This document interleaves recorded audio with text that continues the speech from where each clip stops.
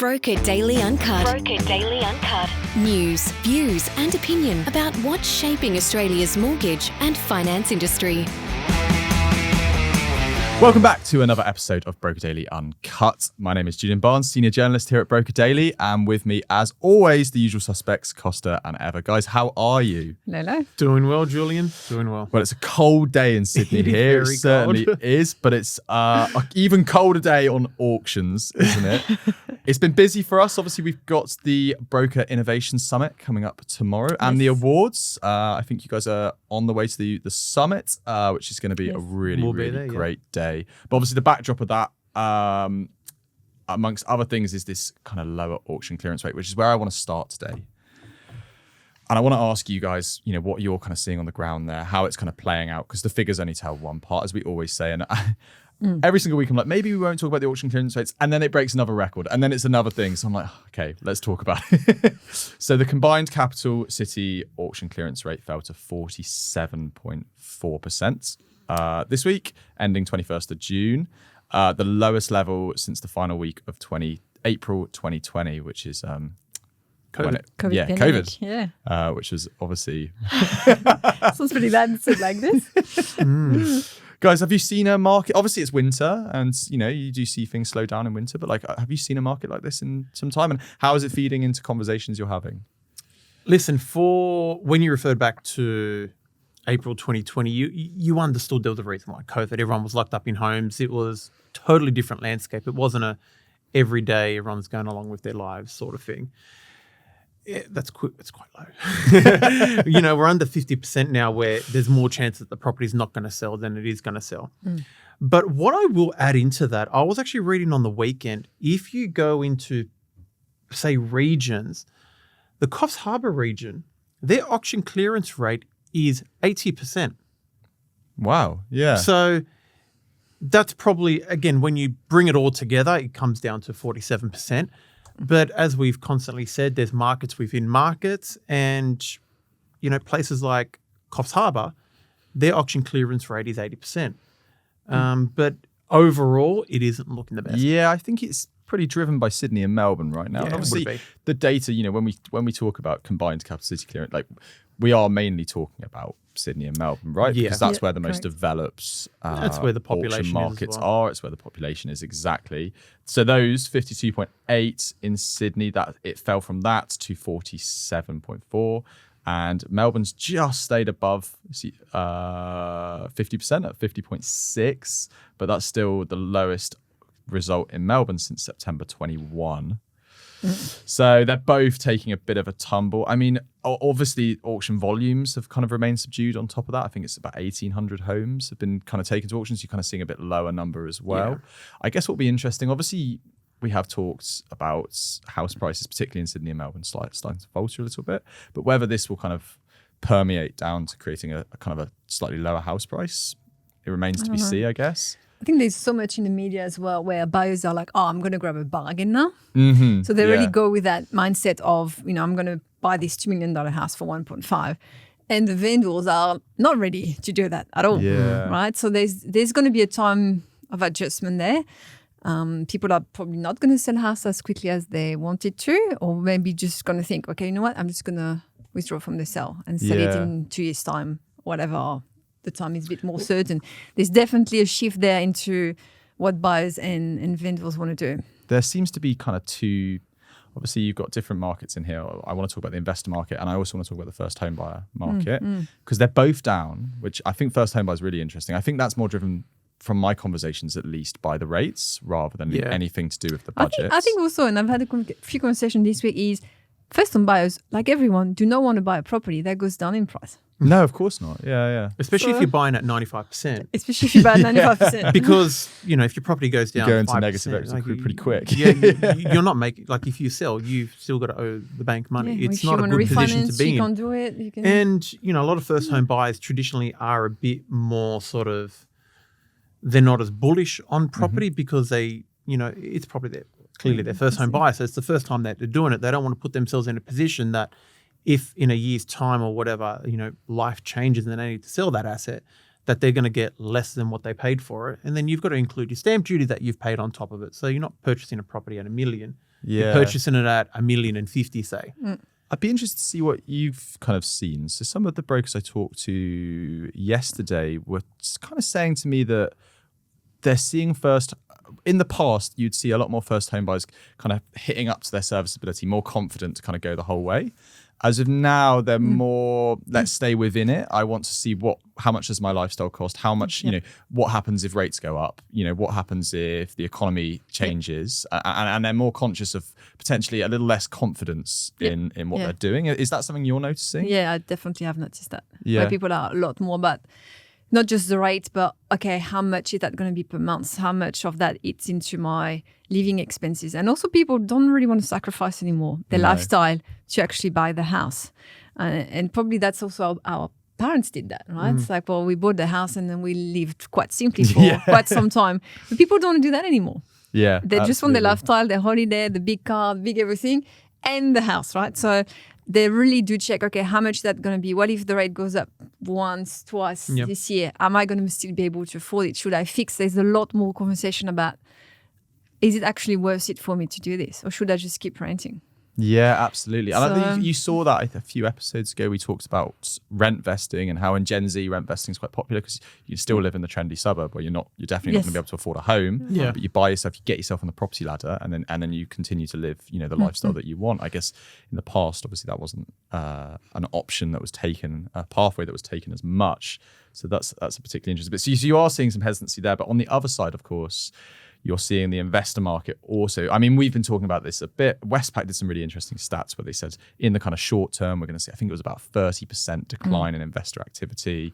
Brokers I've talked to, including yourselves, have kind of said that it's definitely not that they're withdrawing from the market altogether and walking away, but it's repositioning themselves, maybe looking, is that the kind of experience that you're seeing? Yeah, funny enough that you bring that up. I was talking to my NAB BDM last week, and we're just having a chat about, the market and everything. And even he was saying that investors have pulled back, but they've gotten more inquiries and more applications for the owner-occupier side of things, not just first home buyers, but owner-occupiers as a pool. So investors are somewhat pulling back, and I guess they just want to see what the market's doing. I guess it doesn't help that their servicing has gone down because you've gotten rid of negative gearing. Yeah. They've had 3 interest rate rises. So their capacity, say they wanted to buy that $700,000 property, well, they can't buy it now because they've just been slammed on servicing. So they may have to wait an extra year and a half to be able to get back up to there. They may be on the sidelines, but they're going to enter eventually. I think we see a shift as well towards more positively geared property. Yeah. So high yield, maybe lower price, high yield, different type of accommodation, boarding house, studio housing. Like it's shifting. One of the kind of dogs that hasn't barked yet has been new builds, because obviously that was left out, and you can still negatively gear new builds. And I'm interested to get your perspective on this, because anyone I've talked to, any broker I've talked to, and I say, well, what about new builds? Nah, it's not happening. Like, it's not. And I'm interested, why not? Because surely I know obviously prior to the budget, the incentives weren't there, but is it still not tipping the balance then? I think it's a hard one to sell, because experienced investors have the data, and I've seen the data that if you buy a brand new house in a suburb where there are existing housing, you're probably going to pay 10, 15, 20% extra on the property. You're going to have to buy the land. Maybe the land isn't even registered yet. You're going to have to wait. Then you're going to have to build the property. It takes you another year and a half. Yeah. Right, let's say sometimes before you actually have the property. You've gone through that not long ago for your own home. It took forever, right? From the time, because I knocked down and rebuilt, from the time that you start it to the time that it finishes, you're looking at over 2 years. Yeah. And this is just one home on, like, I already own the house. Yeah. So can you imagine, like, when you go to all these places that, they need the funding before they can even start the construction. Pre-sale guarantees. Well, the pre-sale. Like, you're looking at another year on top of that. So you're looking at a 3-year thing from the time that you committed, and it just doesn't make sense. And you're paying a premium to be with everyone else, and it just, the numbers don't stack up. The good thing for people that bought established house next to the new one is that the price of that one goes up. Yeah. Oh, I see. So it's like, well, we might as well miss out on negative gearing and pick up on the growth in some way. What about the locations? Obviously, you're seeing new builds. Well, you can see new builds in lots of different parts of Australian cities. But, there is kind of that archetypal kind of area that new builds are. But then again, typically that tends to be where you see that house prices are going up, not in the inner city, but kind of in the suburbs. Right. So again, surely that's a incentive, not a disincentive for investors. It really depends on where it is. Like if you go really on the fringe of the city where there's no real infrastructures yet. Yeah. That's one issue. Well, that's where the houses. But you might be able to find a place where it's like right next to an established suburb where really you will benefit from. Yeah, or new infrastructure. They were talking Sydney, of course, with the new. But it takes time. The other thing is, if you buy in an estate where there's another 200 properties being built at the same time, that's 200 properties in the rental market at the same time. Good luck to go and rent that out for a good price. Yeah. And we've seen in the past where, rental estate agent had to offer 2 weeks discount, gym membership. I've seen iPads given to tenants. Please rent my property. So as an investor, I would think, well, that's a lot of risk to take. And same thing if suddenly everyone wants to sell that street, and it's very often the same house on repeat. Yeah. Mm-hmm. So it's the scarcity isn't there, and I think investors know that. And on the flip side, for apartments, if you go to areas like your Roseberries, your Mascots, your Zetlands, they're building them en masse. And if you actually go on realestate.com and search rental in those areas, there's 100 of exactly the same unit. Yeah. Exactly the same. You try that in the eastern suburbs or something like that. You know what I mean? But if you go to an area, I don't know, Five Dock or something like that, there's not that many new builds. So you're going to get a better return than what you are in, say, a Zetland, where you're competing with another 100 people who have an almost identical property to what you got. Yep. Something else I wanted to talk to you about that relates to this is some new research from Agile Market Intelligence with Bluestone Home Loans. It found, and it's really interesting, I guess this links with the budget. So basically this research found that it surveyed brokers, and it found that 42% of property investors are open to using non-bank lenders, almost double the rates of the broader population.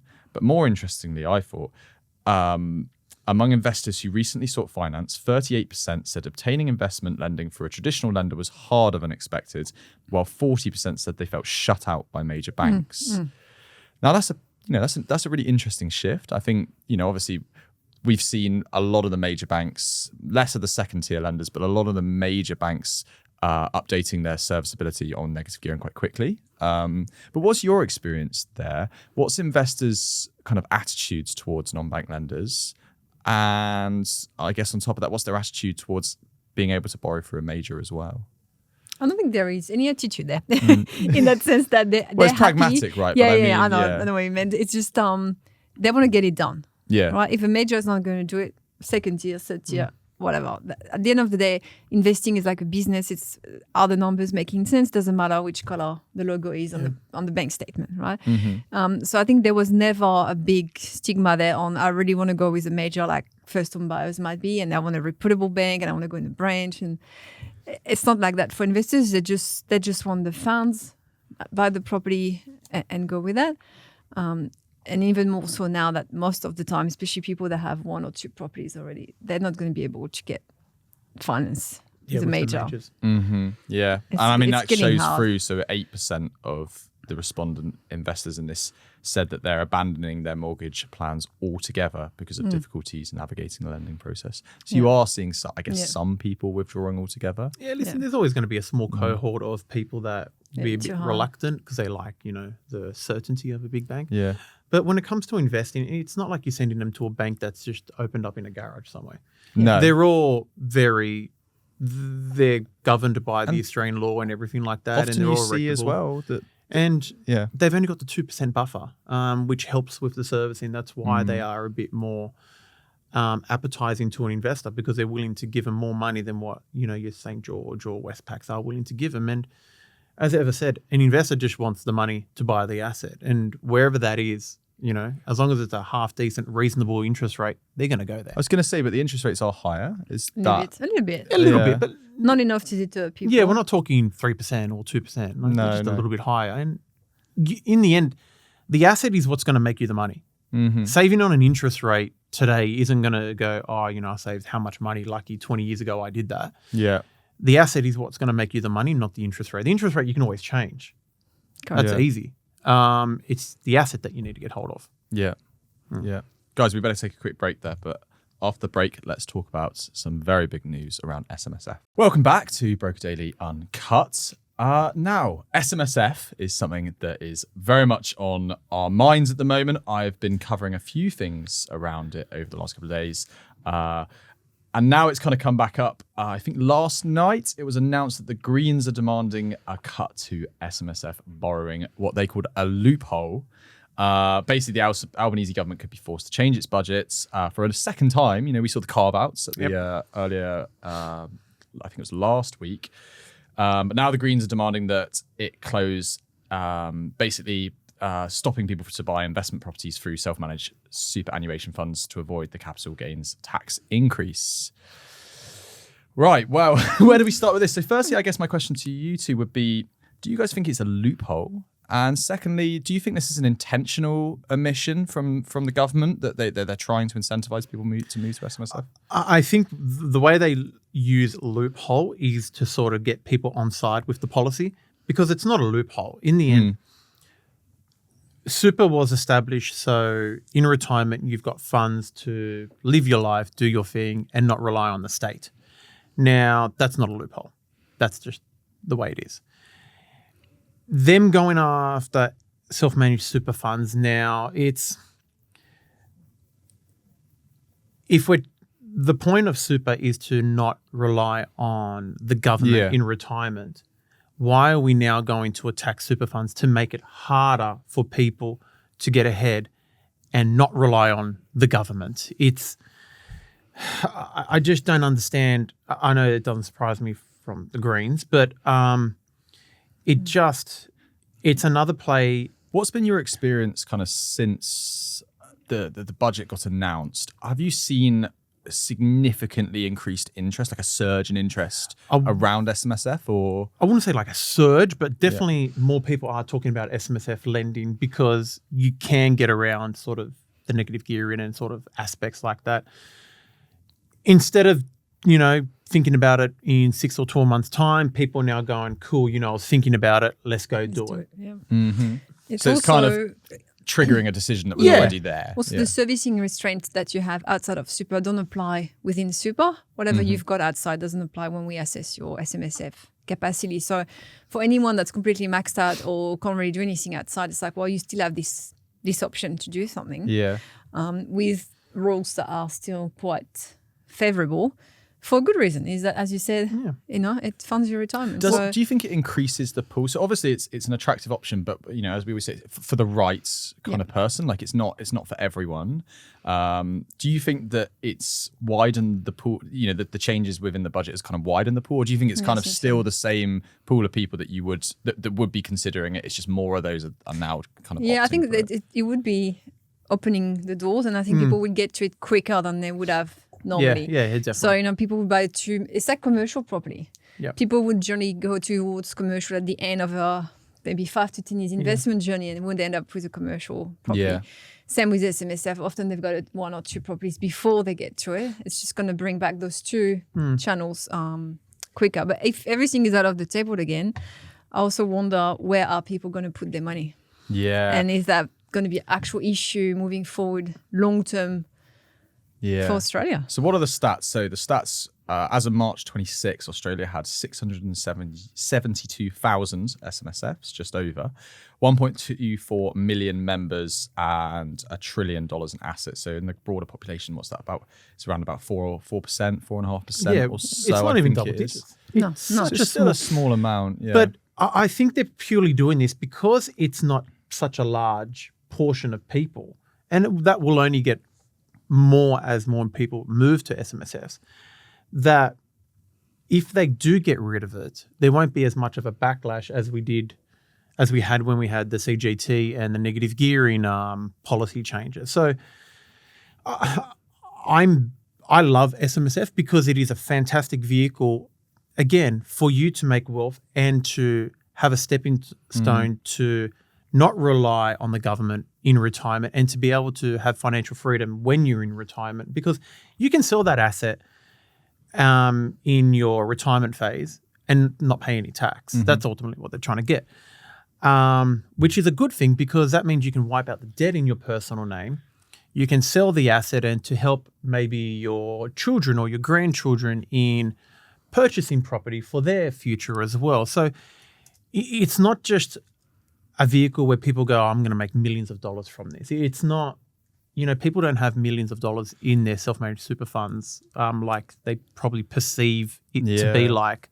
So I think it's just going to be another dent in investing and just the housing market in general. Something we reported on at Broker Daily was maybe a different kind of aspect to this I want to pick your brain on, which is it was the Financial Advice Association of Australia. Basically, they submitted to the Senate when they were looking over when it was in proposal with the Senate, as it is now, and basically in their submission to the Senate, they warned that exempting SMSFs from the proposed CGT and negative gearing changes could create a strong incentive structure to move established property investments into SMSF structures. But basically from that, they said this could expose consumers. They said they'd already seen, lots of social media hype, lots of different things. And basically it could create this kind of unregulated environment where kind of SMSF is marketed for the wrong people, it's marketed in the wrong way, and people It's just very regulated though. I was SMSF. just about to say that It's not everybody that can get in. There's a lot of paperwork. You still need to go and see your accountant. You still need to potentially need to see a financial planner. It's not like you can just apply for a loan. It's harder to get an SMSF loan than it is a normal loan. Yeah. So it's, even if it's, obviously marketing and social media does a lot to push people into things, but there's still a lot of professional around the SMSF. That's interesting. That would probably because their argument is more investors, I guess, more people that potentially don't understand they don't fully understand the risks, obligations, and compliance. So within that, that they were saying there is a lot of compliance there, and there might be people coming into it not actually, thinking it's a free lunch and not fully understanding. That's like social media in general. Like you can go on TikTok or Instagram and you can see 50,000 people telling you what to do on investment properties. I don't think. Just one more thing. Adding an extra. I don't think noise. Adding an extra policy onto SMSF is going to go to people. You know what? I'm not going to talk about SMSF lending anymore, so I'm not going to talk about it on TikTok. Like it just doesn't make sense. Like no matter what you do, people are going to talk about everything on social media.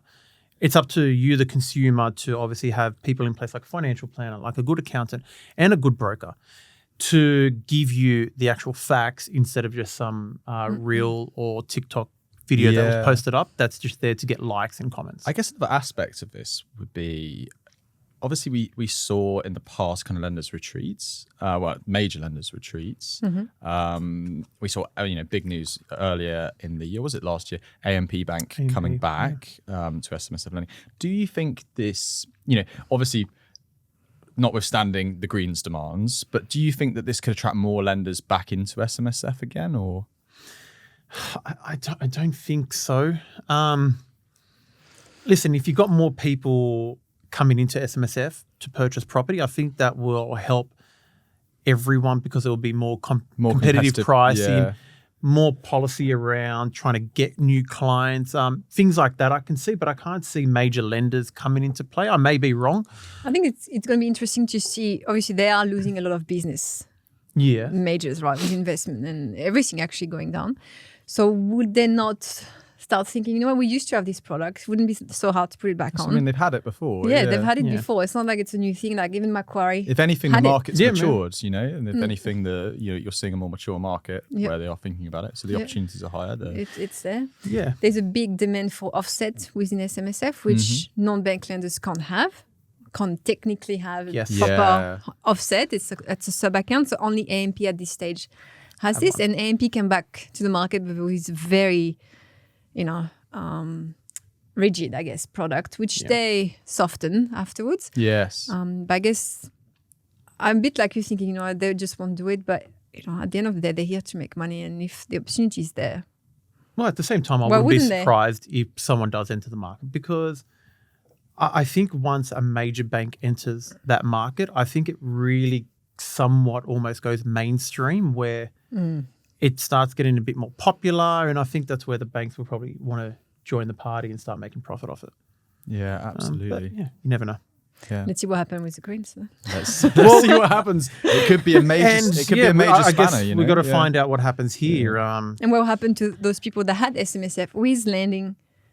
Well, yeah, do they grandfather? Yeah. Like, Yeah, true. and they need their vote to get the CGT negative gearing do. through. Yeah. So, they're pretty hard on this.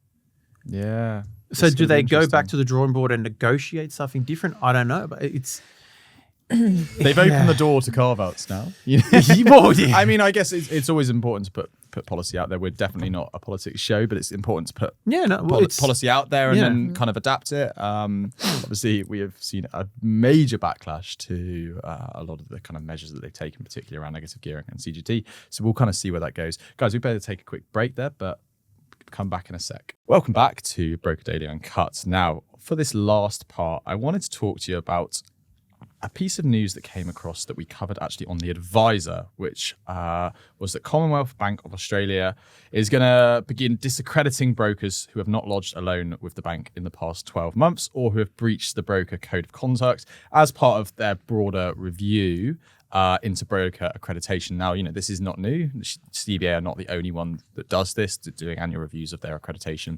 And you are seeing some of the major lenders kind of saying, we want to be working with the right brokers and making sure that we have the right partnerships in place. Whatever right means, that depends on the bank, I guess. But guys, for you, this move could affect thousands of brokers. For you guys, what's your view on this? How does that work? How often do you see this? And what does it kind of mean for the It's broking not a common industry? thing to do. Or there are rules within accreditation where you're technically supposed to lodge a certain amount of application, or you're supposed to have a certain scoring on the quality of your application, which I think is fair, right? You don't want banks and assessors to spend time on really messy application and having back and forth. All the I don't time. want time wasters. And that too. So I guess I understand the decision, and I think it's actually really good for other brokers to see that happening, right? So hear me out there is, I use CBA a lot, right? So when I put a file there, let's say I'm in the queue for like 3, 4, 5 days, depending on how busy they are. They might be busy with really bad application that's taking time of assessors, back and forth, until they get to mine, which might be approved a lot quicker. They didn't have to do all that work, nothing. So it would be beneficial for me, right? The other thing is they offer good products, do valuation and, insight markets and all these sort of things. Same thing, I understand why they don't want brokers to constantly using their tools and not writing business with there's no them. free lunch, right? Yeah, Like yeah, it's a banking industry. So I understand the decision, and I think it's good for brokers that are I guess there. it's that practical part as well, is that they want brokers to know their policy and their products. And if And you haven't consumers written too. anything for 12 months, it's that's right. unlikely you're going to And there's understand. for consumers as well. Like the if you don't know nuance how of the to product. package something with CBA or another bank for that matter, the experience for the client is not going to be great. Yeah, of course. You know, if you have to take 5 days to wait for a file, and then you forgot the payslip. Like seriously, Yeah. I think that's an important part, and I think because they obviously see, brokers are certainly not their brand ambassador in any way, but obviously they want the people that they work with to actually understand their product. but understand people their agenda. associate you with the brand. Exactly. Like if you got a bad experience with you as a broker, it's like, well, It was could crap. move on, Or and it I remember took so long. Or they it's- asked me for so many stuff. It's where- reminiscent because NAB's kind of done the same thing where they've kind of outlined that they want to work with a smaller group of brokers that really understands the product through and through. And they I talked to NAB and they said, we're not withdrawing from the broker channel. We just want to make sure that who we're working with are the right brokers that are selling the products in the right way. So I guess it's kind of twofold, right? It's that kind of pragmatic. If you're not writing for us, then why are you on our books? But also like we want a strategy that makes sure that our product is sold in the correct way. And well, you don't want to be paying people like their assessors and stuff to just go through applications that just are never going to work. And if you keep on sending applications to CBA and they're just always not working, they're going to be like, well, why are we wasting our time with you? It doesn't make sense. And I actually think it's a pretty good move. They're probably just clearing out all the junk and then going, you know what, we want to work with all the people that are willing to commit. They know the policy. They know what they're doing. We can turn it over much quicker because there's less back and forth, as Eva was saying. They also, I think one of the only one asking for 2 years experience as a broker before they would take you. Yes. As, and you need and a diploma. a diploma. Yeah, which that's means- going to become more and more common. Yeah, I'd which say, the other one, It's it could them in be, Bank West, isn't it? Bankwest, they're happy for you to be enrolled That's in the diploma, not finished it technically. I see. Yeah. But most banks would just take the Cert 4, right? And then Yeah. off you go, day one, right to loan. So they do want more experienced brokers, and I think it's not a bad thing. It just lifts up the industry as a whole. So, Yeah, absolutely. And on the other side, for brokers, let's say, obviously CBA is the largest bank in Australia. How important is it, would you say, for brokers to have them to be accredited with CBA? Like, what's a broker stand to lose? I guess what I'm asking if you become disaccredited with CBA. Well, just to give you an idea, the brokers we have at Finni, looking at the figures, we use CBA, I think, from depending on the broker, 15 to 22% of the time. Yeah, wow. Yeah, I guess it's reflective of the market, but yeah, it shows. So it yeah. is a big, a big share, I guess. But if you look at the investment market, that's not where we go. Of course. So it's more for an occupier, refinance, first-home buyers. So there's a different market there. So we deal with more investors. So, that's what we probably don't use it more than that, but it's still a big figure. Right? Yeah. But I guess if you are a broker that uses or that have first-home buyers or an occupier mainly as clients, you would use them a lot more. So you can miss out a lot. But look, they're never the cheapest. They're never the quickest. They're never. They're good brand. They're good brand, but they're never the best at anything. Really. They've also got really good policy. Like They do have very good. if there's ever sort of something like they're the only ones that do modular homes. Yes. So if you've got a modular home, like they're good for all those little niches because there's most likely that they're going to be doing it. There might be other banks that do it, but they basically do like all those little niches and stuff like that. Studios, So less than they do Yeah. all those sort of things, and there's markets for those sort of deals, and that's what's good about them. And they've got high valuations, so overall they are a good bank. Like Eva said, you may pay a little bit of a higher premium on the interest rate. But if they give you what you want and, you can execute on what you need. It's an important tool to have I in think the toolkit, right? Yeah. brokers would miss out not having them on their panel. Yeah. Yeah, absolutely. Guys, we better wrap it up there because we've got plenty Talk to too be much, getting huh? on today.